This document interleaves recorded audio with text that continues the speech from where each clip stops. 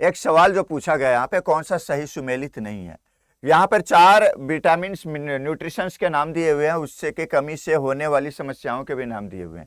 पहला vitamin D की कमी से रिकेट्स बोला है, बच्चों में पैर से संबंधित, हड्डियों से संबंधित, बोन से संबंधित समस्याएं होती है, तो विटामिन डी की कमी से होती है। बिल्कुल सही बात है, ये बिल्कुल सही है। यहाँ पर क्वेश्चन को ये देना, इस तरह के सवालों में ना एक बार क्वेश्चन ध्यान से पढ़ा कीजिएगा और ये राउंड कर लीजिएगा कि भैया नहीं है या है, क्योंकि बहुत सारे बच्चे लोग स्किप कर जाते हैं, नहीं पढ़ते हैं, देख के पहला ऑप्शन देखते हैं बिल्कुल सही मार के आगे निकल गए, तो वहां पर नुकसान हो जाता है। तो यहां पर ये देख लीजिए, नहीं है पूछ रहा है, तो विटामिन डी की कमी से रिकेट्स होता है, विटामिन सी की कमी से मसूड़ों से खून आना, अस्करवी हो जाती है, मसूड़ों से खून आना, तो खट्टे फल वगैरह से जो है ना विटामिन सी की कमी पूरी की जा सकती है। तीसरा जो बताया जा रहा है कि विटामिन ए की कमी से गठिया होना, अर्थराइटिस होना, ये होता है। तो देखिए गठिया क्या होता है, एक तरह की बीमारी जो होती है, ये बुढ़ापा में आता है। होता क्या है, हमारे जितने भी जॉइंट्स हैं ना, हाथों में, पैरों में, कमर में, तो जितने भी जॉइंट्स है वहां पे एक कार्टिलेज का लेयर होता है। कार्टिलेज के लेयर के साथ साथ जो होता है, मेन जो पॉइंट्स जॉइंट्स होते हैं वहां पे साइनोवियल फ्लूइड होता है। कौन क्या होता है, साइनोवियल फ्लूइड।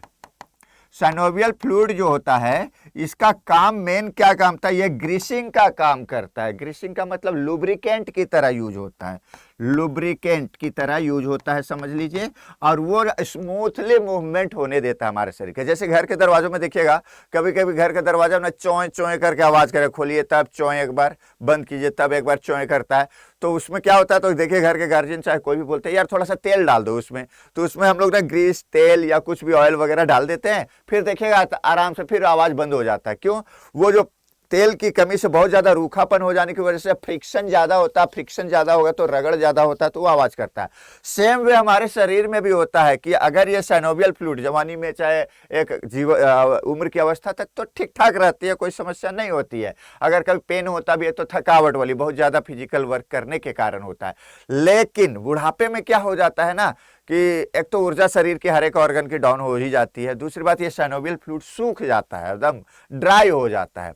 अब क्या होता है, घुटने हो गए, कमर हो गया, जब मूवमेंट करेंगे तो एकदम वो भी दरवाजे की तरह चोए चोए करेगा, पूरी तरह से रगड़ाएगा, रगड़ खाएगा, फ्रिक्शन ज्यादा होगा तो बहुत ज्यादा दर्द करता है, असहनीय दर्द। दवा वगैरह खा के ठीक करते हैं कुछ समय के लिए, पेन किलर का भी यूज करते हैं कभी कभी, लेकिन वो परमानेंट सोल्यूशन नहीं है। तो यह विटामिन डी की कमी से और साइनोवियल फ्लूइड के सूख जाने की कमी से होता है गठिया। विटामिन ए की कमी से नहीं होती है। विटामिन ए की कमी से आंखों से संबंधित बीमारी, रतौंधी हो गया, वर्णांधता हो गया, ये सारे होते हैं।